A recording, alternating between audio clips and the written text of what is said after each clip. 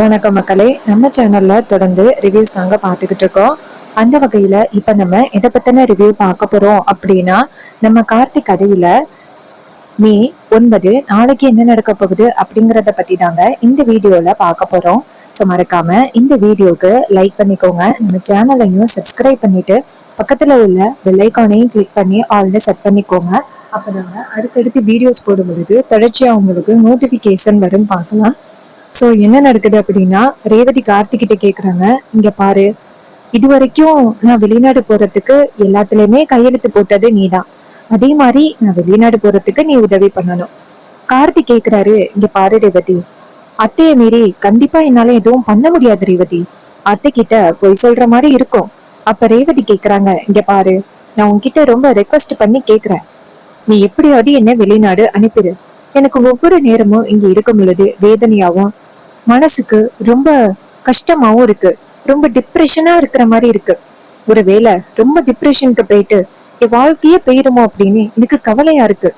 எனக்கு தயவு செஞ்சு இந்த வாய்ப்பை கொடு, என்னை வெளிநாடு அனுப்பு. இங்க பாரு, நான் இப்ப சொல்றேன், உண்மையில எந்த தப்பும் இல்ல. அம்மா தான் வந்துட்டு கட்டாயப்படுத்தி உன்னை எனக்கு கல்யாணம் பண்ணி வச்சுட்டாங்க அப்படின்னே நான் நம்புறேன். தயவு செஞ்சு நீ ரொம்ப நல்லவண்ண என்னோட எண்ணத்தை புரிஞ்சுக்கிட்டு என்ன வெளிநாடு அனுப்பு. இதை கேட்டதோட கார்த்தி ரேவதி கிட்ட, இங்க பாரு, என்னைக்குமே நான் உன்னை கட்டாயப்படுத்தி என் கூட தான் இருக்கணும் அப்படின்னு நான் என்னைக்குமே உன்னை கட்டாயப்படுத்த மாட்டேன் ரேவதி. உன்னோட விருப்பம் என்னமோ அதுதான். நீ இப்ப வெளிநாடு தானே போகணும், அதுக்கான ஏற்பாடுகளை நானே பாத்துக்கிறேன். அத்திக்கு தெரியாம உன்னை நான் வெளிநாடு அனுப்புறேன் அப்படின்னு கார்த்தி ரேவதி கிட்ட சொல்றாரு. அப்ப ரேவதி சொல்றாங்க, இங்க பாரு, இந்த மாதிரி நீ சும்மா சொன்னா மட்டும் எனக்கு பத்தாது, நீ வாக்கு கொடு. இது கேட்டதோட கார்த்தி சொல்றாரு, சரி, நீ வெளிநாடு போறதுக்கு நான் கேரண்டி, உனக்கு எந்தவித ஆபத்தும் இல்லாம உன்னை வெளிநாடு அனுப்ப வேண்டியது என்னோட பொறுப்பு அப்படின்னு அந்த கார்த்தி வந்துட்டு வாக்கு கொடுக்கறாரு. சோ இத பார்த்ததோட நம்ம ரேவதி வந்துட்டு ரொம்ப சந்தோஷப்படுறாங்க. அப்பாடா, எப்படியோ இவனை ஒத்துக்க வச்சாச்சு அப்படின்னு. அப்புறமா ரேவதி நேரா கார்த்திகிட்ட, இங்க பாரு, அம்மா எப்படியும் நான் வெளியில கிளம்புனா எங்க போற அப்படின்னு சொல்லிட்டு ரொம்ப சந்தேகப்படுவாங்க. அதனால நீ வந்துட்டு என்ன வெளியில கூட்டிட்டு போற மாதிரி கூட்டிட்டு போ, அப்படியே என்ன வெளிநாடு அனுப்பிடு. நான் வந்து அங்க போயிட்டு அம்மா கிட்ட போன் பண்ணி சொல்லிக்கிறேன். இது கேட்டதோட கார்த்தியும் சரி ரேவதி அப்படின்னு சொல்ல, ரேவதியும் சரி இப்ப போ அப்படின்னதோட கார்த்தி வெளியில வராரு. அப்ப கார்த்தி நினைக்கிறாரு, ரேவதி, நீ ஏன் மேல உள்ள கோவத்துல அம்மா அப்பா அக்கா தங்கச்சி அப்படின்னு எல்லாரையும் விட்டுட்டு போக நினைச்சிட்டியே அப்படின்னு கார்த்தி சங்கடப்படுறாரு. அப்புறமா நம்ம சாமுண்டீஸ்வரி கார்த்தியை கூப்பிடுறாங்க. ராஜா, இங்க வாப்பா. கார்த்தி போயிட்டு, அத்தை சொல்லுங்க அத்தை. சாமுண்டீஸ்வரி சொல்றாங்க, இங்க பாருப்பா, ரேவதி உன் மேல ரொம்ப கோவத்துல இருக்கா அப்படின்னு தெரியும். தெரிஞ்சோ தெரியாமலோ அந்த மாதிரி சூழ்நிலையில திடீர்னு ஒன்ன தாலி கட்ட சொல்ல வேண்டியதாகிருச்சு. இங்க பாருப்பா, என்னதான் இருந்தாலும் ஒரு நாள் கண்டிப்பா ரேவதி உன்னை புரிஞ்சுப்பா அப்படின்னு எனக்கு நம்பிக்கை இருக்கு. உன்னோட அந்த நல்ல குணத்தை பத்தி எனக்கு நல்லாவே தெரியும். ஒரு நாள் இல்லைன்னா ஒரு நாள் என் பொண்ணு புரிஞ்சுப்பா. அதுக்காக என்னைக்குமே என் பொண்ணை வெறுத்துறாதீங்க தம்பி. கார்த்தி கேக்குறாரு, அத்தை என்னத்தை எப்படி சொல்றீங்க? ரேவதியோட நல்ல குணத்தை பத்தி எனக்கு தெரியும். என்னைக்குமே நான் ரேவதிய வெறுக்க மாட்டேன். ரேவதிக்கு அன்பை மட்டும்தான் கொடுப்பேன். அவங்க என்ன விருப்பப்படுறாங்களோ அதை மட்டும்தான் நான் செஞ்சு கொடுப்பேன்.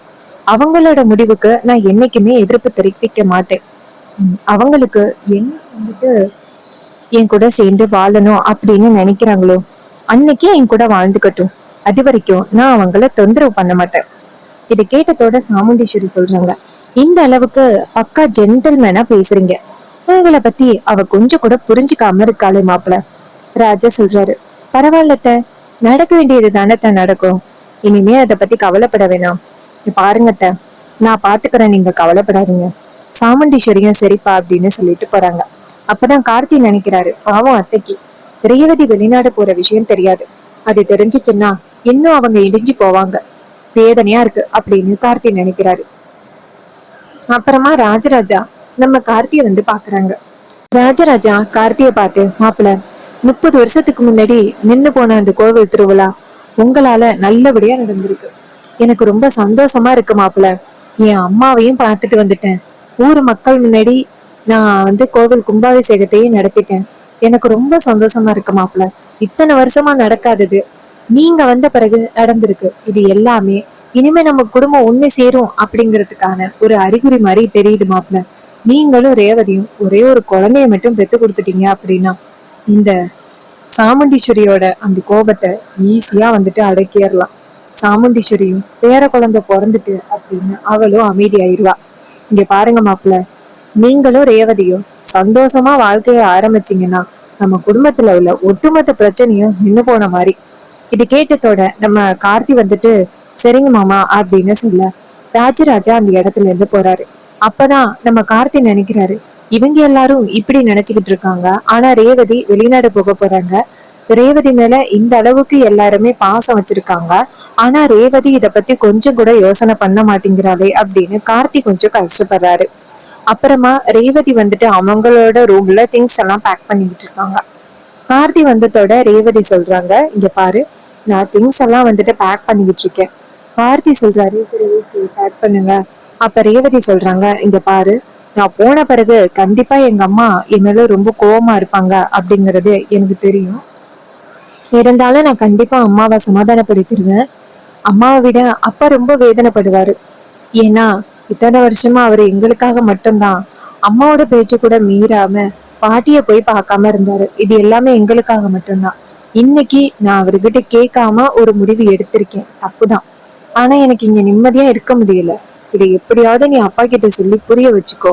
இது கேட்டதோட கார்த்தியும் சரி ரேவதி அப்படிங்கிறாங்க. ரேவதி சொல்றாங்க, சரி நாளைக்கு மார்னிங் 10 மணிக்கு எனக்கு ஃபிளைட் அப்படின்னு மெசேஜ் வந்துருச்சு. சோ நீ போயிட்டு இப்பவே அம்மா கிட்ட சொன்னாதான் வெளியில போறதுக்கு கரெக்டா இருக்கும்.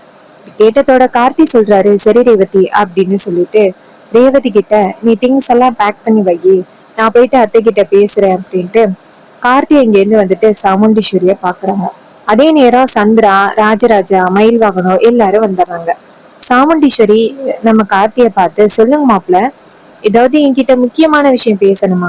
அப்ப கார்த்தி சொல்றாரு, ஆமாத்த, இது மாதிரி நானும் ரேவதியும் ஒரு சின்ன ட்ரிப் போகலான்னு இருக்கோம்.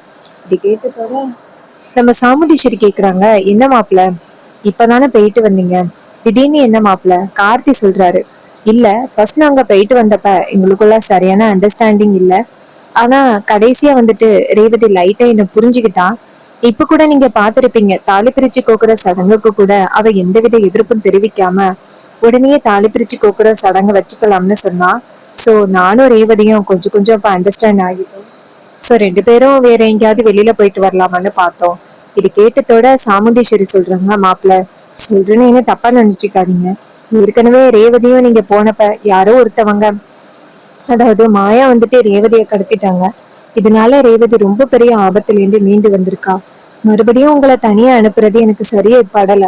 அப்ப ராஜராஜா கேக்குறாரு, சாமுண்டீஸ்வரி என்ன பேசுற? மாப்பிள்ளையே வந்துட்டு நம்ம பொண்ணை எங்கேயாவது கூட்டிட்டு போகணும் அப்படின்னு சொல்றாரு. நீ என்ன சாமுண்டீஸ்வரி தடுக்கிற? அப்ப சாமுண்டீஸ்வரி சொல்றாங்க, சரிங்க நான் ஒத்துக்கிறேன். இங்க பாருங்க மாப்பிள்ள, ரேவதியா பத்திரமா கூட்டிட்டு போயிட்டு வரணும். ஏதாவது ஒரு ஆபத்துன்னா போன வாட்டி மாதிரி என்கிட்ட சொல்லாம இருக்காதீங்க, சரியா? என்னதான் இருந்தாலும் எனக்கு போன் பண்ணி சொல்லிருங்க. சோ என்ன பிரச்சனை இருந்தாலும் நான் பாத்துக்கிறேன். இது கேட்டதோட நம்ம கார்த்தியும் சரிங்கத்த அப்படின்னு சொல்றாங்க. அதுக்கப்புறம் சாமுண்டீஸ்வரி ரேவதியை கூப்பிடுறாங்க. ரேவதி வந்ததோட சாமுண்டீஸ்வரி சொல்றாங்க, ரேவதி மாப்பிள்ளையும் நீ இங்க வெளியில போயிட்டு வரணும் அப்படின்னு சொன்னீங்களா, நாளைக்கு காலையிலேயே ரெடி ஆகுங்க. இது கேட்டதோட ரேவதியும் சரிம்மா அப்படின்னு சொல்றாங்க. இதையெல்லாம் பார்த்துட்டு சந்திராவுக்கு சந்தேகமா இருக்கு. ரேவதி இந்த அளவுக்கு சீக்கிரமா ஒத்துக்க போற ஆளை கிடையாதே, என்ன நடக்குது இங்க அப்படின்னு. அதுக்கப்புறம் சந்திரா நேரா ரேவதிய சந்திக்கிறாங்க. ரேவதி நேரா சந்திராவை பார்த்ததோட, சொல்லுங்க சித்தி. சந்திரா கேக்குறாங்க, ரேவதி ஆரம்பத்துல அந்த ராஜாவை கல்யாணம் பண்ணப்போ அவன் உன் லைஃபே கெடுத்துட்டான் அப்படின்னு சொல்லிக்கிட்டு இருந்த, உன் லைஃபே நாசமா போச்சு அப்படின்னு சொல்லிக்கிட்டு இருந்த. இப்ப அவன் கூடயே வெளியில அவுட்டிங் போகணும் அப்படின்னு சொல்ற. இதெல்லாம் என்ன, எனக்கு சுத்தமா பிடிக்கல ரேவதி. அப்ப ரேவதி சொல்றாங்க, இங்க பாருங்க சித்தி, நான் எதுக்காக இதெல்லாம் சொல்லிக்கிட்டு இருக்கேன் அப்படிங்கறது தெரியுமா? சந்திரா கேக்குறாங்க, என்னன்னு சொல்லு ரேவதி. அப்ப ரேவதி சொல்றாங்க, சித்தி என்னோட முடிவுக்கு நீங்க கண்டிப்பா எதிர்ப்பு தெரிவிக்க மாட்டீங்க அப்படிங்கிற நம்பிக்கையில தான் நான் இப்ப நடந்ததை சொல்ல போறேன். அப்ப சந்திரா கேக்குறாங்க, சொல்லு ரேவதி, என்ன சொல்ல போறேன்? ரேவதி சொல்றாங்க, நான் நாளைக்கு அந்த ராஜாவை வெளியில கூட்டிட்டு போறேன் அப்படின்னு சொல்லிட்டு நான் வெளிநாடு போக போறேன். நான் வெளிநாட்டுல வேலை பார்க்கறதுக்கான எல்லா விஷயத்தையும் பண்ணிட்டேன். இனிமே நான் போயிட்டு வெளிநாட்டுல வேலை பார்க்கணும். அதுவும் முக்கியமா கையெழுத்து போட்டுட்டேன்னா 5 வருஷம் இந்த பக்கமே வர முடியாது. இதை கேட்டதோட சந்திராவுக்கு மனசுக்குள்ள பேரானந்தம், ஆனா வெளியில காமிச்சுக்கல. ஷாக்கான மாதிரி ரேவதிய பார்த்து, ரேவதி என்ன முடிவெடுத்திருக்க? அக்காவுக்கு தெரிஞ்சிச்சுன்னா எவ்வளவு கோவப்படுவா தெரியுமா? இப்படி எல்லாம் அக்காவுக்கு தெரியாம முடிவு பண்ண கூடாது. என்ன ரேவதி நினைச்சுக்கிட்டு இருக்க நீ? அப்ப ரேவதி சொல்றாங்க, சித்தி. என்ன சித்தி? இது மாதிரி நீங்களே எதுக்கு பேசுறீங்க? இது மாதிரி உங்களுக்கே தெரியும்ல, எனக்கு அந்த ராஜாவை சுத்தமா பிடிக்கல. அவன் கூட வாழணும்னு எனக்கு விருப்பமே இல்ல. அப்படி இருக்கையில எப்படி என்னால நிம்மதியா இங்க இருக்க முடியும்? அம்மாவும் ஃபோர்ஸ் பண்ணி தாலி பிரிச்சு கோக்குற ஃபங்க்ஷன், ஹனிமூன் அப்படின்னு எங்க பார்த்தாலும் அனுப்பிட்டே இருக்காங்க. எனக்கு சுத்தமா பிடிக்கவே இல்லை இங்க இருக்கிறதுக்கு. அதனாலதான் சித்தி நான் இப்படி ஒரு முடிவெடுத்தேன். நான் இத பத்தி யாருக்கிட்டயுமே சொல்லல, உங்ககிட்ட மட்டும்தான் சொல்றேன். இதை கேட்டதோட சந்திரா சொல்றாங்க, இங்க பாரு ரேவதி, என்கிட்ட சொன்ன விஷயத்த தயவு செஞ்சு யாருக்கிட்டையும் சொல்லாத, சரியா? ரேவதி சொல்றாங்க, சரிங்க சித்தி, நான் யார்கிட்டயும் சொல்லல. சந்திரா சொல்றாங்க, இங்க பாரு, உனக்கு என்ன வயசாகிடுச்சு? நீ வெளிநாடு போ, 5 வருஷம் அங்கேயே தங்கு. உனக்கு வந்துட்டு அங்க ஸ்டே பண்றதுக்கு ஓகேவா இருந்துச்சு அப்படின்னா நீ அங்கேயே தங்கு. உன்னை யாரு வந்துட்டு கட்டாயப்படுத்தி கேட்க போறா? அங்க உனக்கு யாரையும் பிடிச்சிருந்துச்சுன்னா அவங்களையே கல்யாணம் பண்ணிக்க. நீ வெளிநாடு போன பிறகு அக்கா கிட்ட சொன்னா போதும், அக்கா கண்டிப்பா உன்னை புரிஞ்சுப்பா, சரியா? இது கேட்டதோட ரேவதியும் சரிங்க சித்தி அப்படின்னு சொல்லிட்டு சந்தோஷப்படுறாங்க. அப்பாடா, சித்தியாவது நமக்கு ஆதரவா பேசுறாங்களே அப்படின்னு.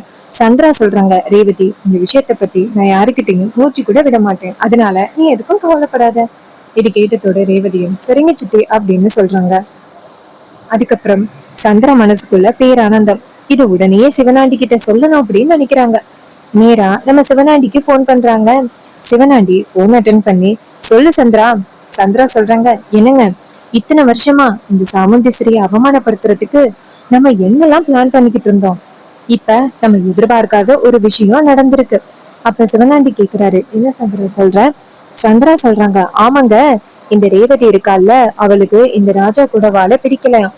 அதனால வெளிநாட்டுல 5 வருஷம் இந்த பக்கமே வர முடியாதபடி வேலை பாக்குற மாதிரி ஒரு வேலைக்கு சேர்ந்துட்டாலாம், கையெழுத்தும் போட்டுட்டாலாம். நாளைக்கு 10 மணிக்கு அவளுக்கு ஃபிளைட்டாம். ரேவதி மட்டும் எங்கேயாவது போயிட்டான்னு வச்சுக்கிடுங்களேன், நம்ம சொல்லிடலாம் மகேஷ் கூட ரேவதி ஓடி போயிட்டா அப்படின்னு. இது கேட்டதோட சிவனாண்டிக்கு பேரானந்தம். இத்தனை நாள நம்ம அவமானப்படுத்தணும் அப்படின்னு நினைச்சோம், இப்ப அவ பெத்த பொண்ணை அவமானப்படுத்த போறாளா அப்படின்னு. சந்திரா சொல்றாங்க, என்னங்க, ரேவதி போன அடுத்த செகண்ட் ஊர்ல உள்ளவங்களையும் கூட்டிட்டு வந்துருங்க. கூட்டிட்டு வந்துட்டு சாமுண்டீஸ்வரிய பார்த்து, உன் பொண்ணு அவனுக்கு வளர்க்க தெரியல, உன் பொண்ணு வந்துட்டு ஃபர்ஸ்ட் எவனை வந்து நிச்சயம் பண்ணியோ அவங்க கூட ஓடி போயிட்டு இவனை கல்யாணம் பண்ணிட்டு அப்படின்னு நீங்க நல்லா 4 கேள்வி கேட்கணும்.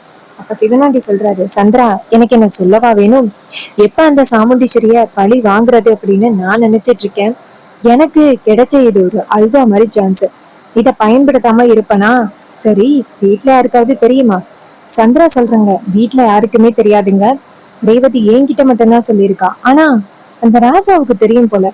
ஒருவேளை அவன் கூட தடுக்க ட்ரை பண்ணிருக்கலாம். ஆனா எதுக்காக அவன் தடுக்கலன்னு தெரியல. இதுக்கு பின்னாடி ஏதாவது காரணம் இருக்குமோ? சிவனாண்டி சொல்றாரு, இருக்காது. ஏன்னா அந்த ரேவதி ஒருவேளை கார்த்திகிட்ட வந்து ராஜா கிட்ட வந்துட்டு ஏதாவது சொல்லிருக்கிறதுக்கு வாய்ப்பு இருக்கு. ஒருவேளை அவன் கூட ரேவதிக்கு ஹெல்ப் பண்ணி இருக்கிறதுக்கு வாய்ப்பு இருக்கு. சோ நீ எதுக்கும் கவலைப்படாத சந்திரா, நாளைக்கு நம்ம நினைச்சது நடக்க போகுது அப்படின்னு ரொம்ப சந்தோஷத்துல பேசிக்கிட்டு இருக்காங்க. இன்னொரு பக்கம் நம்ம சந்திரா சொல்றாங்க, சரிங்க, நாளைக்கு கரெக்டா 10 மணிக்கு அப்புறம் நீங்க இங்க வந்துருங்க. பிரச்சனையை எப்படி வளர்க்கணுமோ அப்படி பாத்துக்கலாம். இது கேட்டதோட சிவனாண்டியும் சரி சந்திரா அப்படின்ட்டு போனை கட் பண்றாரு. அப்புறம் மறுநாள் காலை ரேவதி அவங்க திங்ஸ் எல்லாம் பேக் பண்ணிட்டு வெளியில வர, கார்த்தியும் அவருடைய திங்ஸ் எல்லாம் சும்மா பேக் பண்ணிட்டு வெளியில வராரு. ரேவதி கேக்குறாங்க, இப்ப எதுக்கு நீ திங்ஸ் எல்லாம் பேக் பண்ணிட்டு வர? கார்த்தி சொல்றாரு, நம்ம 2 பேரும் தானே வெளியில போறோம்னு சொன்னேன். இப்ப நீ மட்டும் திங்ஸ பேக் பண்ணிட்டு வந்த அப்படின்னா அத்தை சந்தேகப்பட மாட்டாங்களா? சோ அதுக்காக தான் நானும் திங்ஸ பேக் பண்ணிட்டு வந்தேன்.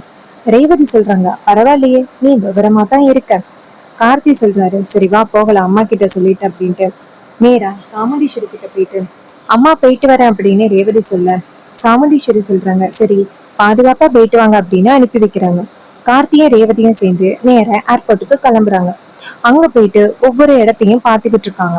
கார்த்தி ரேவதிய உள்ளார அனுப்பிட்டு வெளியில வெயிட் பண்ணிக்கிட்டு இருக்காரு. ரேவதி ஒவ்வொரு இடத்துலயும் செக்இன் பண்ணிக்கிட்டு இருக்காங்க.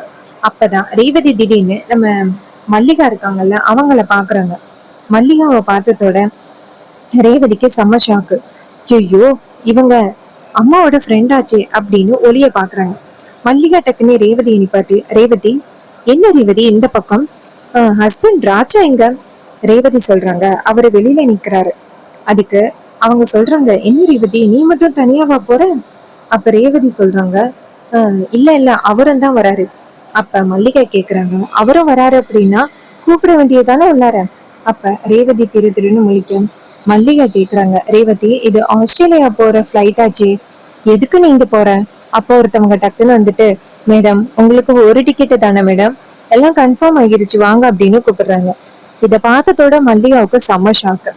மல்லிகா நினைக்கிறாங்க ரேவதி ஏதோ அவசரத்துல தப்பான முடிவு எடுக்கிறா அப்படின்ட்டு. நேரா சாமுண்டீஸ்வரிக்கு போன் பண்றாங்க. சாமுண்டீஸ்வரி போனை பார்த்துட்டு, என்னது மல்லிகா போன் பண்றா அப்படின்னு போன் அட்டன் பண்ணி, சொல்லு மல்லிகா. அப்ப மல்லிகா சொல்றாங்க, சாமுண்டீஸ்வரி வீட்டுல என்னமா நடக்குது? அப்ப சாமுண்டீஸ்வரி கேக்குறாங்க, ஏன் மல்லிகா என்னாச்சு? மல்லிகா கேக்குறாங்க, இங்க பாரு உன் பொண்ணு எங்க? உன் பொண்ணு என்ன ஆஸ்திரேலியா போறாளா? இப்ப எதுக்கு நீ கல்யாணம் பண்ண உடனே ஆஸ்திரேலியா அனுப்புற? அப்ப சாமுண்டீஸ்வரி அதிர்ச்சியாகி, என்ன மல்லிகா சொல்ற? ரேவதி ஆஸ்திரேலியா போறாளா? ரெண்டு பேரும் ஆஸ்திரேலியா போறதா என்கிட்ட சொல்லலையே, பக்கத்துல இருக்கிற ஊருக்குள்ள போறேன்னு சொன்னாங்க. இது கேட்டதோட மல்லிகா சொல்றாங்க, இங்க பாரு சாமுண்டீஸ்வரி, எனக்கு என்னன்னு தெரியல, ரேவதி ஏர்போர்ட்ல நிக்கிறா, நீ வா. இது கேட்டதோட சாமுண்டீஸ்வரி அதிர்ச்சியாகி நேரா ஏர்போர்ட்டுக்கு வராங்க. வந்து பார்த்தா மல்லிகா நிக்க, கார்த்தியும் நிக்கிறாங்க. கார்த்தி சாமுண்டீஸ்வரியை பார்த்ததோட அதிர்ச்சி ஆகுறாங்க. சாமுண்டீஸ்வரி ராஜாவை பார்த்து, ராஜா இங்க வாங்க, என்ன நடக்குது இங்க? நீங்க ரெண்டு பேரும் எங்க போறேன்னு சொல்லிட்டு எங்க வந்து நிக்கிறீங்க? இப்ப ரேவதி எங்க? அப்ப கார்த்தி சொல்றாரு, ரேவதி உள்ளார இருக்கா. அப்ப மல்லிகா சொல்றாங்க, ரேவதி ஆஸ்திரேலியா போறதுக்கு டிக்கெட் எல்லாம் புக் பண்ணி ஃபிளைட் ஏற போறா. இது கேட்டதோட சாமுண்டீஸ்வரி அதிர்ச்சியாகி, மாப்பிள்ள நீங்க போகல? கார்த்தி சொல்றாரு, இல்ல மேடம். அப்பதான் சாமுண்டீஸ்வரி கோவப்பட்டு, கண்டிப்பா ரேவதி ஏதோ தப்பு பண்றா அப்படின்னு எனக்கு தோணுச்சு, ஆனா அவ இந்த அளவுக்கு பண்ணுவா அப்படின்னு நான் எதிர்பார்க்கல, நான் பாத்துக்கிறேன் அப்படின்ட்டு கோவமா இங்க இருந்து போறாங்க. ரேவதி ஏர்போர்ட் அங்க உள்ளர போறாங்க. சாமுண்டீஸ்வரி அங்க போயிட்டு டக்குன்னு, ஏ ரேவதி நில்லு அப்படின்னு சொன்னதோட ரேவதி அவங்க அம்மா பாத்தத்தோட அதிர்ச்சி ஆகுறாங்க. சாமுண்டீஸ்வரி ரேவதிய ஓங்கி அறையிறாங்க. ரேவதி அதிர்ச்சி ஆகுறாங்க.